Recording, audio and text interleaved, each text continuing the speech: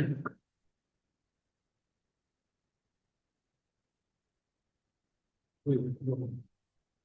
আসসালামু আলাইকুম, সকলকে ধন্যবাদ। সুন্দরবন টেকনিক্যাল কলেজের পক্ষ থেকে আজ আমি আপনাদের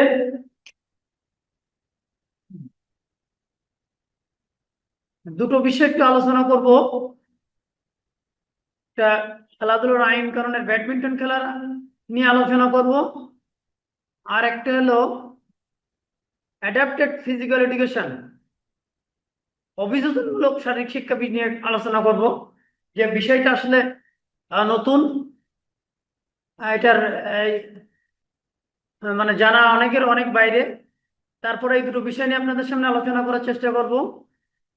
তো আমি প্রথম আলোচনা করব ব্যাডমিন্টন খেলা। দেখেন, ব্যাডমিন্টন খেলার অন্য অন্য খেলার নয়, ব্যাডমিন্টন খেলার একটা ইতিহাস আছে। ব্যাডমিন্টন খেলা কোথায় সৃষ্টি হয়, কিভাবে সৃষ্টি হয়, এর একটা ইতিহাস ইতিহাস আছে।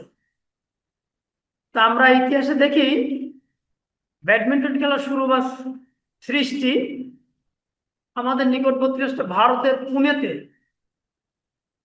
ব্রিটিশ শাসন আমলে। সাধারণ ভাই কিছু বলছেন নাকি? ব্রিটিশ শাসন আমলে পুনেতে ছোট ছোট কিছু বাচ্চারা একটা লম্বা দড়ি বা দণ্ড টানিয়ে টিউলিপ নাম টিউলিপ নামের একটা পাখির পলক নিয়ে তারা বেঁধে ওইটারে একটা শক্ত দণ্ড দিয়ে তারা, সাধন ভাই এক মিনিট, একটা শক্ত দণ্ড দিয়ে তারা এপাশ ওপাশ খেলা করছিল। ওইটার জন্য ওয়েট করছিল। কিসের জন্য? এটার জন্য বিল্ডিং নতুন। হ্যাঁ, আপনি বলেন। তাহলে তারা ওই টিউলিপ নামের একটা পাখির পলক নিয়ে এই তারা এটি বেঁধে এপাশ ওপাশ খেলতে, ছোট ছোট বাচ্চারা ভারতের পুনেতে। এখন এই দৃশ্য ব্রিটিশ সৈন্যদের দেখে তাদের মাথায় ধরে। পরবর্তীতে তারা ছুটিতে তারা ইংল্যান্ডে ফিরে যায় যখন, তখন তাদের ব্যাডমিন্টন নামক একটা স্থানে প্রথম এই খেলা পরিচালনা শুরু করেন। আর তার নাম অনুসারে এই খেলার নাম ব্যাডমিন্টন খেলা হিসেবে পরিচিত। আমাদের দেশে 1971 সাল থেকে ব্যাডমিন্টন খেলার প্রচলন শুরু হয়, স্বাধীনতার পরপরই। তো ব্যাডমিন্টন খেলারও কিছু আইন কানুন আছে, আমরা এই আইন কানুনগুলো পর্যায়ক্রমে শুনবো।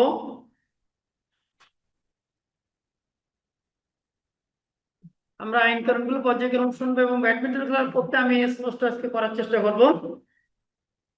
তো আমরা আইনের পাশাপাশি আমরা ব্যাডমিন্টন কোর্টটা আগে দেখি, তারপর আমরা আইন কানুনে যাব। তো দেখেন, ব্যাডমিন্টন খেলা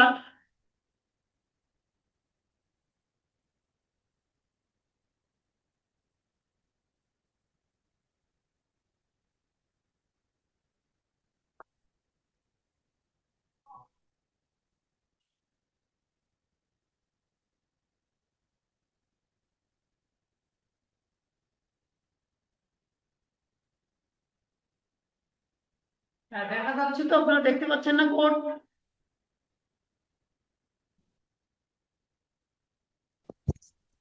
জি স্যার, দেখতে পাচ্ছি।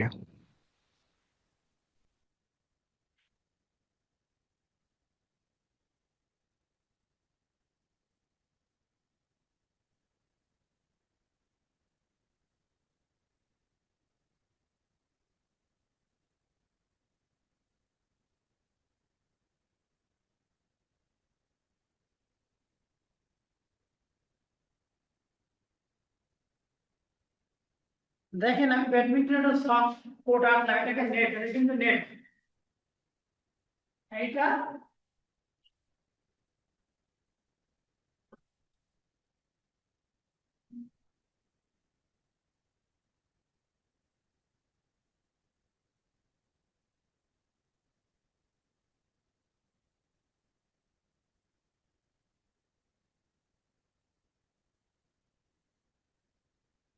এটা নেট। তাহলে এইটাকে আমরা কি বলি? Short service line. এটাকে বলি আমরা শর্ট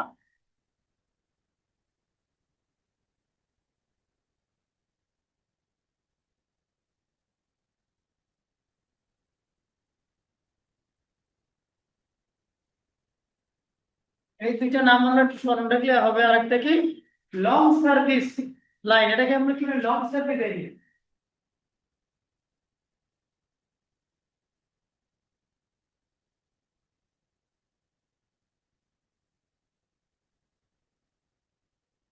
আমরা যখন খেলাধুলো করি থার্ড কোডও বলে থাকি আমরা। তাহলে একটা হলো শর্ট সার্ভিস লাইন বেরিয়া, লং সার্ভিস লাইন বেরিয়ে, আর এইটা হলো মধ্যবিন্দু। এটা খেলার হাফ মধ্যবিন্দু মানে নেট। এই নেটের দুই মাথায় দুইটা খুঁটি থাকে। নেটের দুই মাথায় দুইটা খুঁটি থাকে। আচ্ছা, আমি ওঠে তো আগে, তারপর আপনার আইনগুলো একটু বলি কিছু।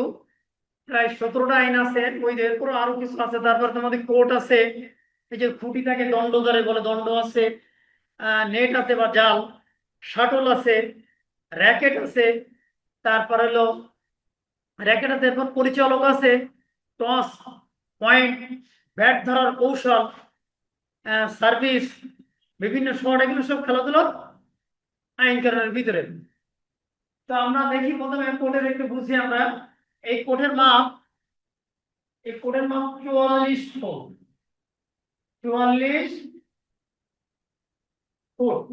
তাহলে আমার কোর্টের টোটাল লম্বা মাপটা কত? 44 ফুট। আমাদের মনে রাখতে হবে এটা 44 ফুট। আর আর এর মাপ হবে দুইটা। আর এর মাপ আছে 20 ফুট। আর একটা আছে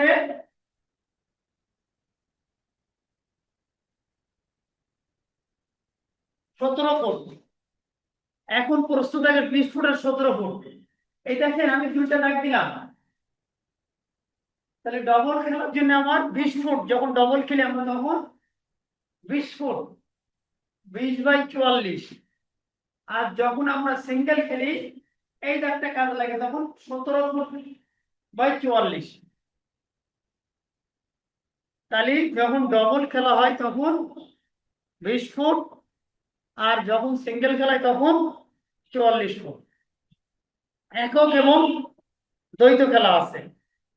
এবার তাহলে আমরা যখন এই মাপটা 13 ফুট আর এইটা 2.5, 2.5 ফুট। এই যে থার্ড কোড বলে আমরা কেউ কেউ খেলাই, থার্ড কোড বা long service area 2.5 foot, long service area 2.5 foot, 5 foot. এটা 13 ফুট, 13 ফুট।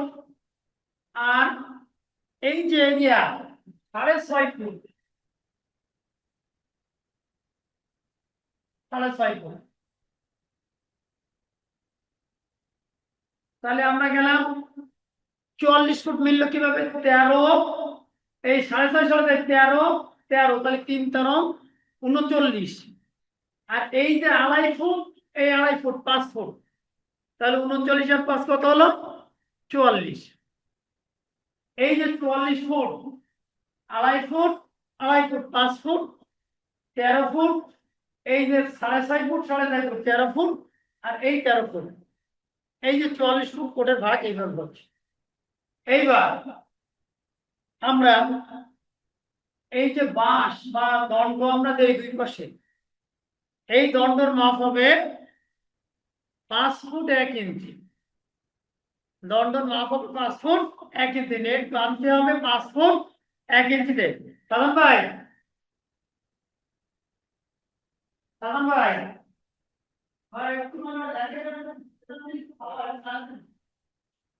তাহলে এই যে দণ্ডের মাপ হবে 5 ফুট 1 ইঞ্চি। নেটটা মাঝখানে হয় 5 ফুট, আর দুই সাইডে 5 ফুট 1 ইঞ্চি এই নেট আমাদের বাঁধতে হবে। তাহলে র্যাকেট তাহলে আমি একটু ভালো করে এটা দেখা দিতাম গ্রিপগুলো। যাই হোক, তাহলে 5 ফুট 1 ইঞ্চি দণ্ডের মাপ। এইবার নেট আমাদের তো জাল বাঁধে, এই জাল আছে এই যে 20 ফিট, 20 ফিট বাই 20 ফিট জাল আছে, আর ওইটা আর হবে 2.5 ফুট। তাহলে ওই জালটা টান টান করে বাঁধতে হবে। ওই জালের মাথা, ওই যে 4 কোণা ঘরগুলো হবে 4 বাই 5 ইঞ্চি বরাবর, যেন ফেদারটা না ঢোকে। এইবার ওই যে মিলিমিটার, এই যে নেটের মাথায় একটা শক্ত দড়ি দিয়ে সাদা ফিতা 2 পাশে ভাঁজ করে দিয়ে টেপ মতো সেলাই করা থাকবে, যেন তলায় একটা উপরে একটা, যেন কোনো প্রকারে সেটা ছেড়ে না যায়, শক্ত থাকে। এই হলো নেটের মাপ। তাহলে নেটের মাপটা হলো 2.5 ফুট। আর নেট বাঁধতে হবে যে খুঁটি দণ্ড, এই যে দণ্ড দেখেন এখানে নেট হবে 5 ফুট 1 ইঞ্চি, 5 ফুট 1 ইঞ্চি। আচ্ছা গেল ফুটের 13 ফুট 5 ফুট 1 ইঞ্চি নেট। এইবার এইবার আমাদের আমরা সার্ভিসের সময় বলি আমি কারণটা আমাদের কোনটা রং কোড কোনটা। এবার আমরা কোডের একটা মাপ বলি। হ্যাঁ ধন্যবাদ ভাই। ফুল লাগবে ফুল না, হ্যাঁ ফুল দিয়ে দিলে খুব ভালো হয়। আমরা এবার বলি, যখন আমরা সার্ভিস করব, আমার ডাইন সাইড কোডের এই যে ডাইন সাইড কোডটা, এখান থেকে সার্ভিস শুরু হবে। এইবার এইটা জোড় কোড, শূন্য যখন জোড় সার্ভিস করবো আমরা এই বরাবর, যদি এই কোড থেকে এই কোড যায় সেটা ফল্ট সার্ভিস ফল্ট হয়ে যাবে। আবার যদি এইটা যদি এই শর্ট সার্ভিস থেকে পড়ে সেটাও সার্ভিস ফল্ট, তখন বিপক্ষ দল পয়েন্ট পেয়ে যাবে। যখন জোড় জোড় সংখ্যা সার্ভিস, তখন আমরা এই কোড বা এই কোড করবো। যখন বেজোড় এই কোড করবো, বেজোড় সার্ভিস এই কোড সিঙ্গেল খেলার কথা বলছি। এইবার আর তাহলে কি আমরা সার্ভিস বুঝতে পেরেছি? যদি কারো ত্রুটি থাকে প্রশ্ন করবেন। সার্ভিস করবো আমরা এই কোনাকুনি জোড় কোড এইটা, আর যখন আপনার 1 পয়েন্ট এই বেজোড় কোড এই পাশে আপনার বাম সাইডে এই কোনাকুনি করবে, এইভাবে সার্ভিস চলবে। এইভাবে 21 পয়েন্টে গেম হয়। পরবর্তীতে আমরা আরো যাচ্ছি। এবার আমি আলোচনা করি আপনাদের যে ব্যাডমিন্টন খেলার আইন। তার আগে যারা আসেননি লাইনে, পরে আসছেন, প্রথমে যারা আসছেন শুনেছেন ব্যাডমিন্টন ইতিহাস একটু বলেছি। ব্যাডমিন্টন সৃষ্টি আমাদের পার্শ্ববর্তী রাষ্ট্র ভারতের পুনেতে। এই পুনেতে যখন ব্রিটিশ শাসন আমলে ইংরেজ সৈনিকরা ছিল, একটা ভোজ সভায় নিমন্ত্রণ করতে আসে সবাই। সেই ভোজ সভায় কয়েকজন সৈনিক ফলো করে যে কিছু কিছু ছোট ছোট বাচ্চা, তারা টিউলিপ নামের পাখির পলক বেঁধে একটা শক্ত দণ্ড দিয়ে একটা লম্বা দড়ি বেঁধে তারা এপাশ ওপাশ খেলছে। এখান থেকে তারা মস্তিষ্কের মধ্যে ঢুকিয়ে নিয়ে তারা সতীতে যখন ইংল্যান্ডে ফিরে যায়, ব্যাডমিন্টন নামক শহরে এই খেলার উদ্ভাবন করে সেখান থেকে নাম ব্যাডমিন্টন খেলা নামকরণ হয়। ব্যাডমিন্টন স্থানের নামের থেকে ব্যাডমিন্টন খেলার নামকরণ হয়। তো যা গেল, এর আমরা কোর্টে গেলাম, কোর্ট এর আইনের একটা কোর্টে গেলাম। আমরা জালের কথা বলেছি, দণ্ডের কথা বলেছি। এরপর আমরা শাটল, এটা ফেদার বা শাটল বলি আমরা এটা। এই নিয়ম এখন প্লাস্টিক বার হয়েছে, কিন্তু ইন্টারন্যাশনাল যে খেলা সেখানে পাখনা ব্যবহার করতে হবে। পাখনা তাও পাখির ডান পাশের পাখনা ব্যবহার করতে হয়। কেন ডান পাশের পাখনা? ডান পাশের পাখনাটা ঘোরে না, ডান পাশের পাখনা গেলে সেটা সঠিক মাপে যায়। এইবার এখানে 16টা পাখনা ব্যবহার করতে হয়। এটা কর্ক, এই কর্কের ভিতরে 16টা পাখনা এখানে দিয়ে শাটল দিয়ে এর সাথে আঠা দিয়ে আটকায় দেওয়া, দিতে এটাকে শাটল বলে আমরা। এখন এই শাটলের ওজন আছে 4.60 থেকে 5.50 গ্রাম পর্যন্ত হবে, তার কম বেশ হবে না। এই গেল শাটল।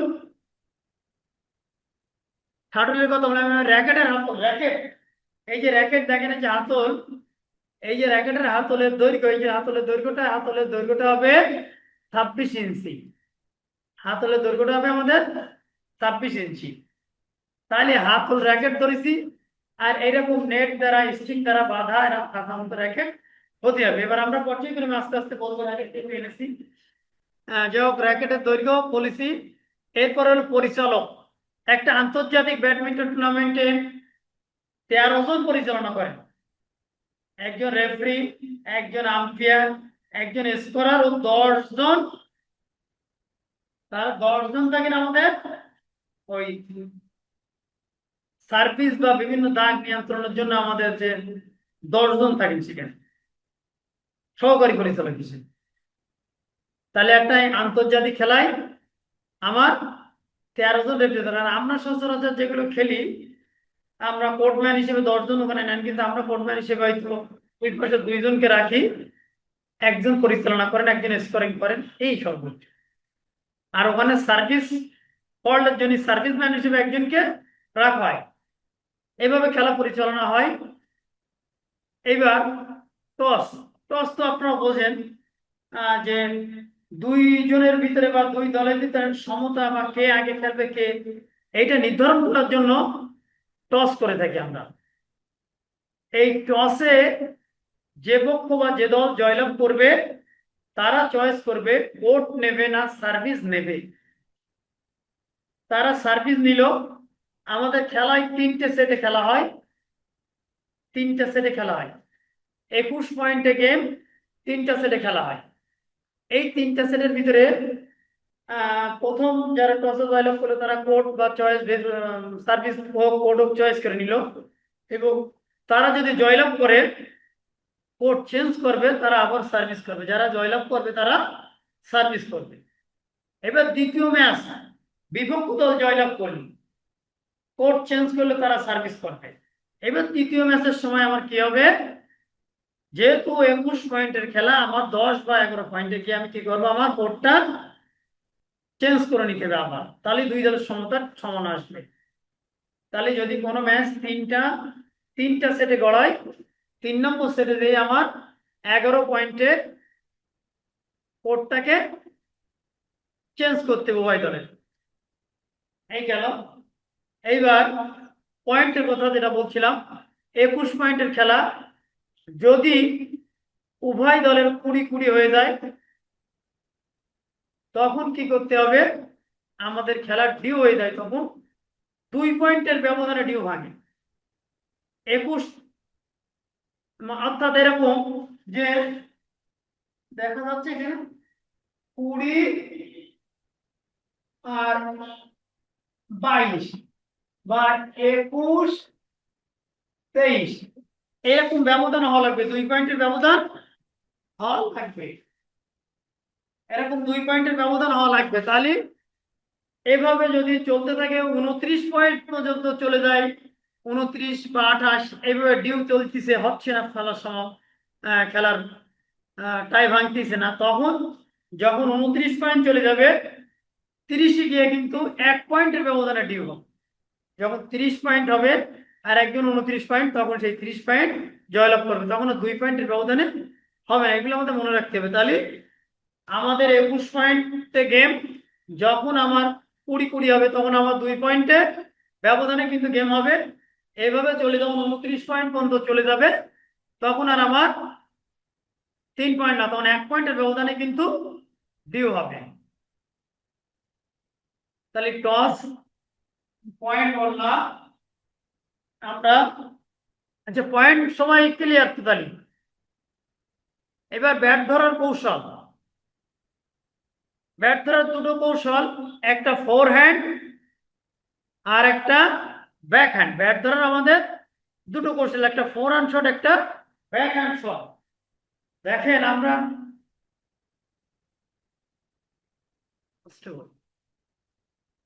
2টা করে ব্যাট ধরবো। ধরে আমি এই যে ডান হাতে প্লেয়ার, আমার ডাইন সাইড দিয়ে যেগুলো মারছি, আমার ডাইন সাইড দিয়ে যে শটগুলো মারবো, যে শটগুলো তুলবো, এইগুলো আমার ফোর হ্যান্ড শট।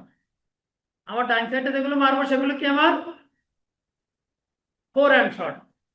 আর ব্যাক হ্যান্ড শট কি, আমি ডাইনাতে প্লেয়ার আমার বাম সাইডে যে শটগুলো মারবো সেগুলো সব ব্যাক হ্যান্ড শট।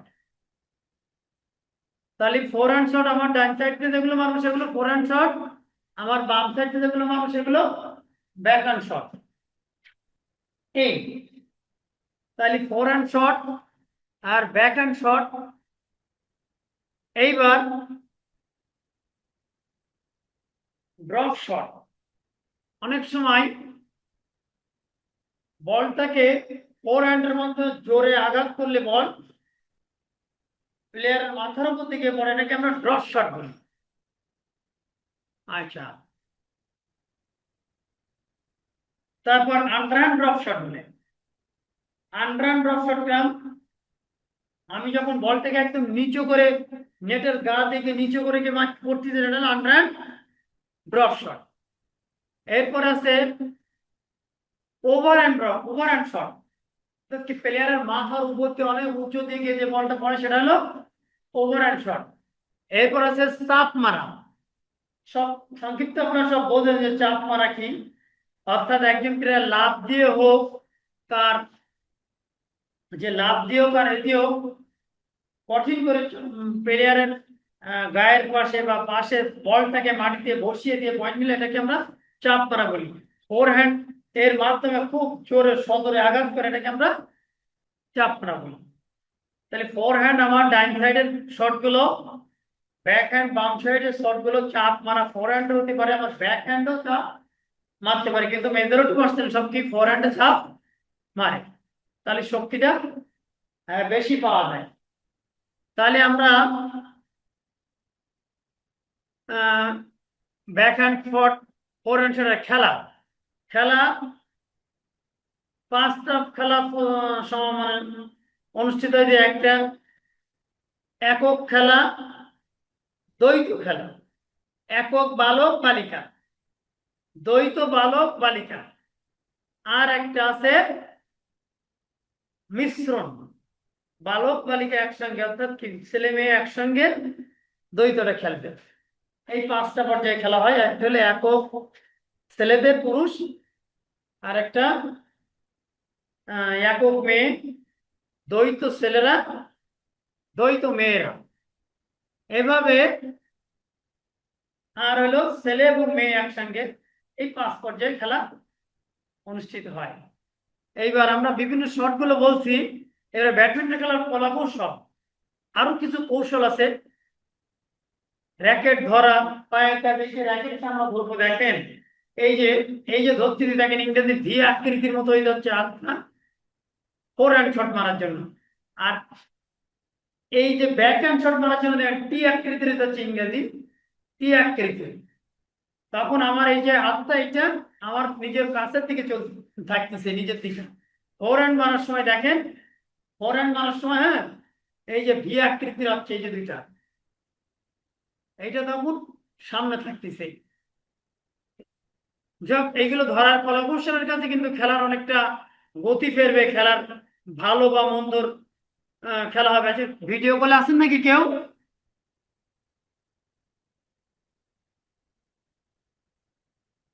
যদি কেউ ভিডিও কলে থাকেন দয়া করে ভিডিও কলে থাকবেন না, তাহলে অন্যরা শুনতে পাবে না। যা হোক, তাহলে র্যাকেট ধরা। এবার পায়ের কাজ, র্যাকেট খেলার অত্যন্ত গুরুত্বপূর্ণ একটা বিষয় পায়ের কাজ। আমার পায়ের যে শট, পায়ের যে ধাপ, এইটা কিন্তু নির্ধারিত না নিতে পারলে, মানে ফুট যারা বলে ফুটওয়ার্ক, পায়ের কাজ দেয়, এই পায়ের কাজটা যদি সঠিকভাবে নেওয়া যায় তাহলে কিন্তু র্যাকেট সে ভালো খেলতে পারবে। সে আমাদের থেকে ওই মাথায় কত ধাপ নিবে, পিছনে কয় ধাপে, পিছনে কিভাবে যাবে, এই যে পায়ের কাজ গুরুত্বপূর্ণ। এই পায়ের কাজের দিকে আরেকটা জিনিস আমরা আসি, তাহলে সার্ভিসের দিকে। যখন আমরা সার্ভিস করব, একটা সার্ভিস কখন ফল্ট হবে, একটা সার্ভিস ফল্ট হবে দেখেন, যখন একজন সার্ভিস করলো, সার্ভিসটা যখন এই যে শর্ট লাইনে পড়বে এটা সার্ভিস ফল্ট। শর্ট লাইন অতিক্রম করে সার্ভিস রাইট। আর একটা সার্ভিস ডুয়েল খেলায়, ডবল খেলায় সার্ভিস এই যে লং এরিয়ায় করলে এটাও সার্ভিস ফল্ট হয়ে গেল, সার্ভিস দাগের বাইরে চলে গেল, সেটাও ফল্ট হয়ে গেল। সার্ভিসের সময় যদি আমি এই যে ফেদারটা ধরে এটা টস, হাতের থেকে এরকম ছেড়ে সার্ভিস করতে হবে, হাতের থেকে এরকম ছেড়ে মারতে হবে। যদি আমি টস না করি তাহলে সার্ভিস ফল্ট। ব্যাটটা ধরবো আমি এই যে কোমরের নিচের দিকে ব্যাট, কোমরের নিচের দিকে ব্যাট আসতে হবে, তার উপরে উঠে সার্ভিস ফল্ট। তাহলে কোমরের নিচের দিকে সার্ভিস করতে হবে, কোমরের উপরে উঠলে সার্ভিস ফল্ট। যদি টস না করে এইবার ছেড়ে সার্ভিস না করি তাহলে সার্ভিস ফল্ট হয়ে যাবে। আচ্ছা, এইবার যদি আমি এই যে র্যাকেটের স্ট্রিং এই দিয়ে যদি আঘাত না করে তলা এবার যদি আঘাত করি সার্ভিস ফল্ট হয়ে যাবে। আমি সার্ভিসে ডল দিতে পারবো না, একজন প্লেয়ারকে ডল দিতে বলে সার্ভিস ফল্ট হয়ে যাবে ডল দিলে। এরপরে আমি সার্ভিস সময় দুই পা উঁচু করতে পারি, বাম পা সামনে ডান পা পিছনে দিয়ে আমি এরকম সার্ভিস করা বা ঠেকাতে পারি। কিন্তু যদি কোনো পা ভূমি স্পর্শ না করে সার্ভিস ফল্ট হয়ে যাবে। কোনো পা যদি দাগে স্পর্শ করে সার্ভিস ফল্ট হয়ে যাবে। এই জন্য সার্ভিসের সময় পায়ের কাজ গুরুত্বপূর্ণ, পায়ের গ্রিপ, পায়ের ফুট ওয়ার্কটা আমাদেরকে খুব গুরুত্বপূর্ণ। এই যে ধাপ এই নিয়ে শেখাটা খুব গুরুত্বপূর্ণ, এটা শিখতে পারলে ব্যাডমিন্টন খেলায় সে কিন্তু অনেক অনেক ভালো করতে পারবে। তাহলে এইগুলো গেল যে সার্ভিস ফল্ট গুলো আমরা বুঝলাম, যে বাইরে মারা, তারপর মাজার নিচের থেকে করা, টস না করে করা, এগুলো সব সার্ভিস ফল্ট। এইবার ব্যাডমিন্টন খেলার কলাকৌশল ও পায়ের কাজ বললাম, সার্ভিস বললাম। এবার নেটে মারা, দেখেন সার্ভিস ফল্ট হবে কি, একটা বল যদি নেটে মারে, নেটে বেঁধে যায়, একটা ফেদার যদি নেটে বেঁধে যায় সেটাও সার্ভিস ফল্ট। নেটে উপরে টাচে পড়ে গেল কোনো অসুবিধা নেই, সার্ভিস সঠিক। কিন্তু নেটে বেঁধে গেলে সার্ভিস ফল্ট, নেটের তলা দিয়ে সার্ভিস ফল্ট। এইবার কিছু কিছু মার আছে এই যে ছোট্ট করে মানে একদম নেটের এপাশে দিয়ে দেয়, ওপর দিয়ে দেখবেন নেটের পাশ দিকে ছোট্ট করে পড়বে, এগুলো কি নেটের কাছে মারা, খুব সুন্দর করে আমাদের তো মাথা ডল দিয়ে নেটের কাছে। এবার মাথার উপর দিয়ে মারা, দেখেন কত বল আছে, আমরা মাথার উপর দিয়ে মারি, আর প্লেয়ার অনেক উঁচু দিয়ে গিয়ে পড়ে, এগুলো মাথার উপর দিয়ে মারা বলে। আচ্ছা কি, এরপরে ব্যাক হ্যান্ড শট হতে দেখেছেন, এই একটা শট আছে ব্যাক হ্যান্ড শট করতে হয়, ব্যাক হ্যান্ড শট চাপ বলে তুলতে হয়। তারপরে ব্যাক হ্যান্ড শট এখান থেকে দেখেন এরকম এই মাথার থেকে দিয়ে এই মাথায় দিয়ে দেয় প্লেয়ার, এগুলো back hand shot. Four hand shot বলেছি।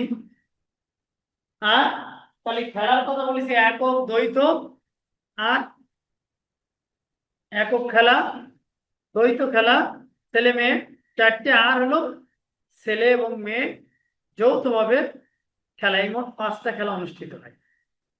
এই 5টা খেলা অনুষ্ঠিত হয়, এর ভিতরে 21 পয়েন্টে গেম হয়। যদি 21 পয়েন্টের আগে উভয় দলের প্লেয়ার সমতা হয় তখন 2 পয়েন্টের ব্যবধানে গেম হয়। যদি 29 পর্যন্ত যায় তখন আর 2 পয়েন্ট নেয়, 1 পয়েন্টের ব্যবধানে গেমের টাই ভাঙে, গেম সমাপ্তি হয়।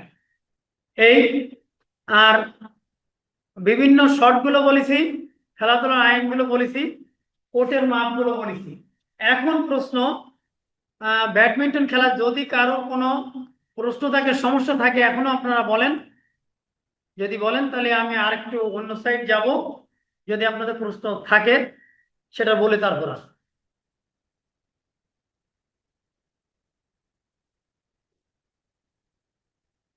কারোর কোনো বিষয় জানার আছে?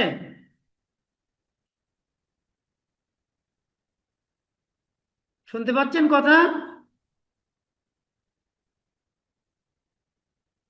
একজন একটু উত্তর দেবেন, কথা কি শুনতে পাচ্ছেন?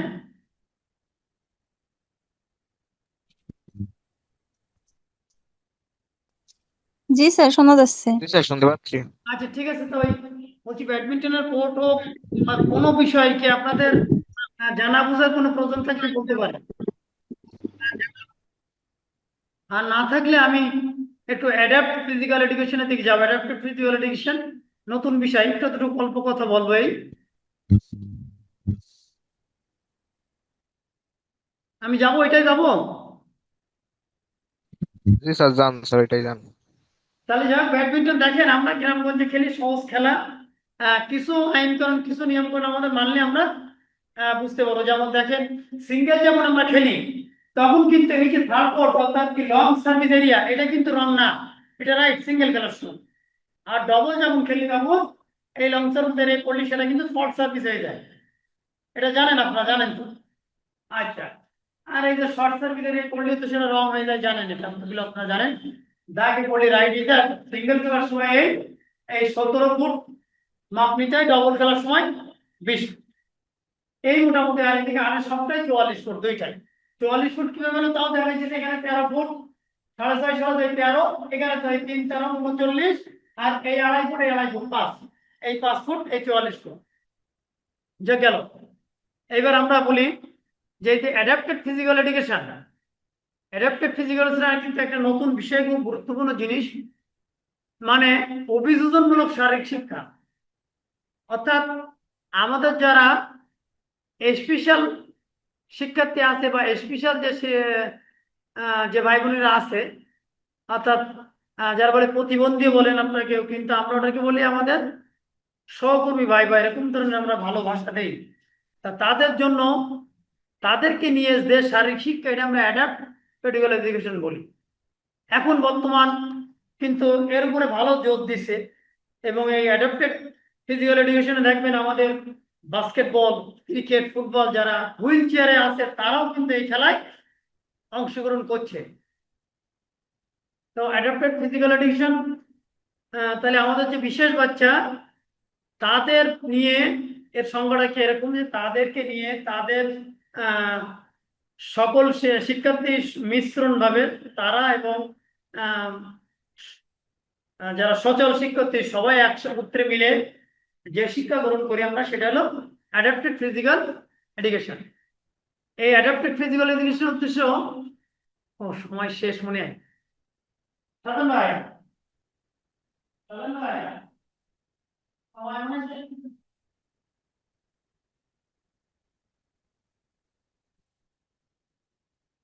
হ্যাঁ, আপনারা শুনতে পাচ্ছেন?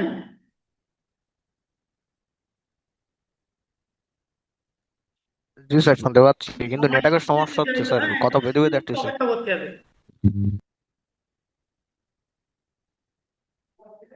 সাধন ভাই, হ্যাঁ, মনে হয় সময় শেষ।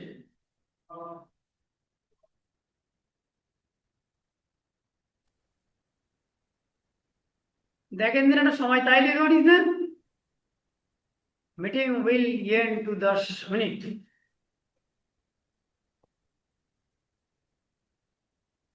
এখন সাধারণত এই সময় শেষ হলে মানে এমনি শুনতে পাবে, তাই তো? শুধু ভিডিওটা হবে না। যদি সময় শেষ হলে ভিডিওটা হবে না, শুধু শুনতে পাবে সবাই। আচ্ছা, তাহলে চালাইতেই, তাহলে ওই ভিডিও দিলে হবে না। আমি বেশি না, অল্প কথা বলে ছেড়ে দেবো। হ্যাঁ, আচ্ছা, তাহলে আমরা কি বলছিলাম? অ্যাডাপ্টেড ফিজিক্যাল এডুকেশন সংজ্ঞা দিলাম কি তাহলে? আমরা যারা সুস্থ সবল এবং আমাদের যারা বিশেষ ভাই বোন আছে তারা মিলে যৌথভাবে যে খেলাধুলাগুলো করি আমরা, যে শারীরিক শিক্ষা গ্রহণ করি, এটা হলো অ্যাডাপ্টেড ফিজিক্যাল এডুকেশন। এর উদ্দেশ্য কি? শারীরিক শিক্ষার বিকাশ, শারীরিক শিক্ষার বিকাশ ঘটানো। অর্থাৎ কি, একজন আহ, প্রতিবন্ধী শিক্ষক, সে তার বিকাশ ঘটাতে পারে, সে তার প্রতিভাকে সে বিকাশিত করতে পারে এই শারীরিক শিক্ষার মাধ্যমে। আর এখন দেখবেন অলিম্পিক, বাংলাদেশ অলিম্পিক ফেডারেশন এর ব্যবস্থা করে অলিম্পিক কিন্তু তারা খেলতে যাচ্ছে, এবং তাদের জন্য আলাদা খেলার ব্যবস্থা হয়েছে।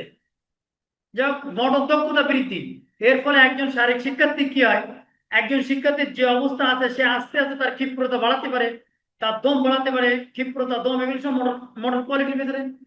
তাহলে ধীরে ধীরে ধীরে ধীরে তার মোটর কোয়ালিটি বৃদ্ধি হচ্ছে বা বৃদ্ধি হবে। স্বাস্থ্য রক্ষা উন্নয়ন, না লাগে। তাহলে বলেছে কি, তার স্বাস্থ্য রক্ষা উন্নয়ন, তার স্বাস্থ্যর দিনের পর দিন কিন্তু উন্নতি হচ্ছে, তার স্বাস্থ্যকে রক্ষা করতে পারতেছে। এই জন্য আমাদের অ্যাডাপ্টেড ফিজিক্যাল এডুকেশনের দিকে খুব দৃষ্টি দিতে, খুব নজর দিয়েছে।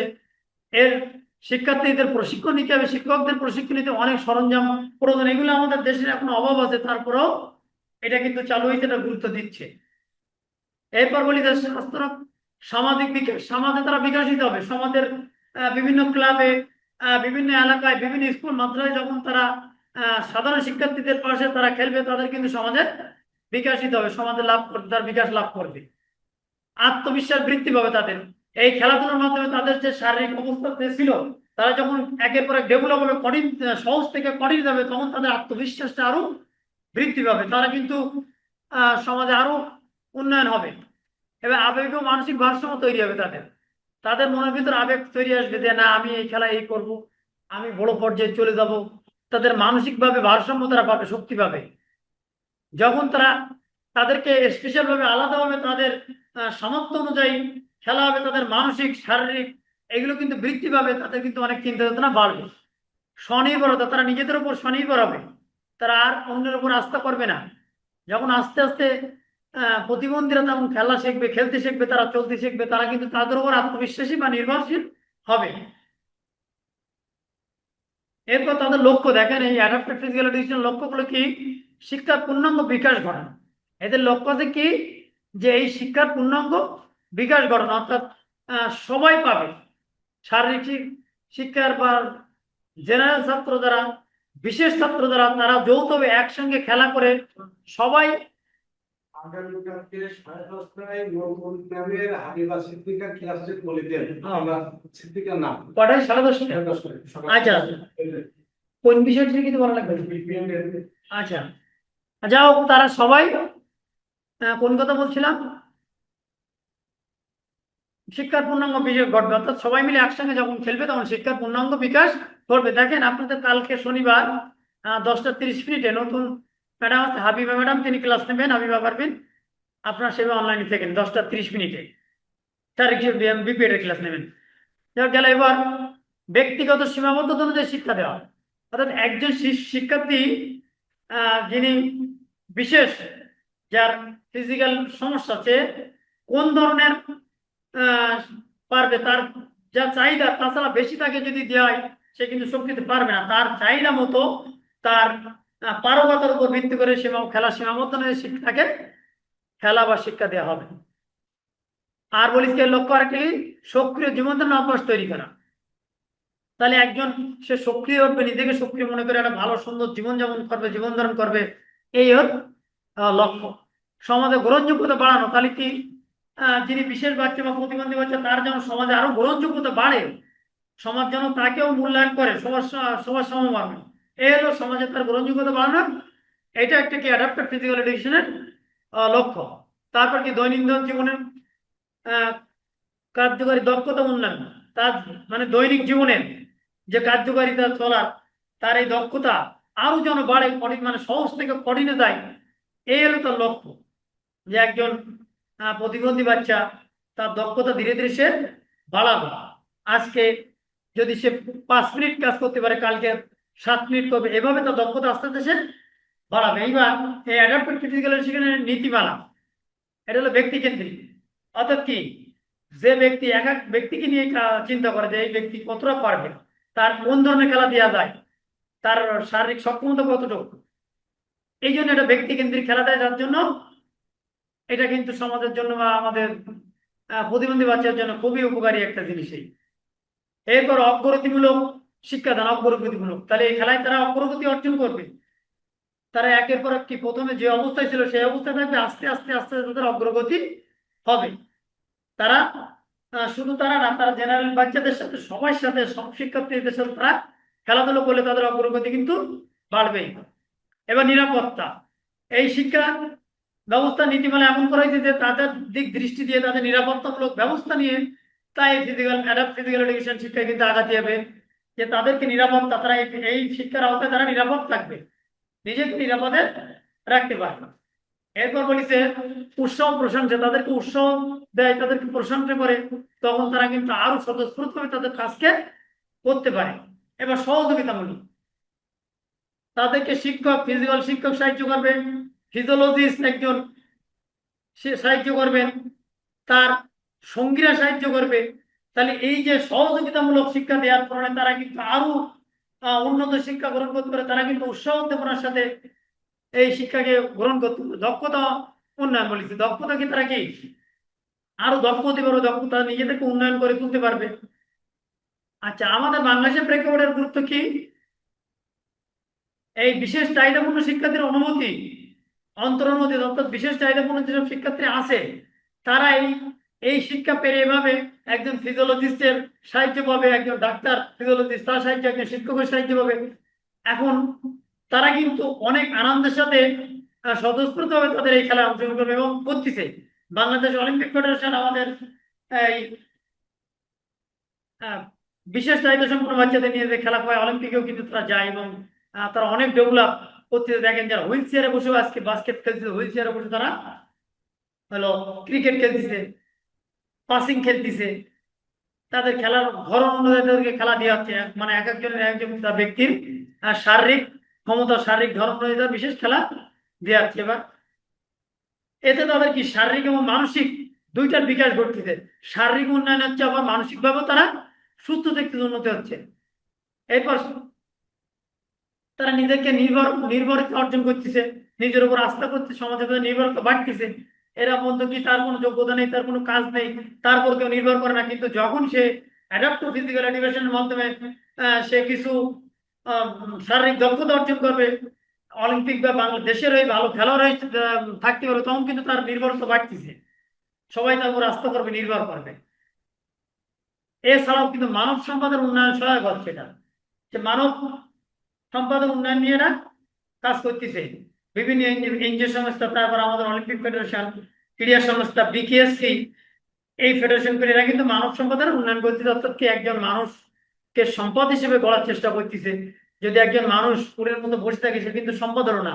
আর যে মানুষ অর্থনৈতিক ভাবে সমৃদ্ধ আয় করতেছে তারা কিন্তু সম্পদ হিসেবে পরিণত হচ্ছে।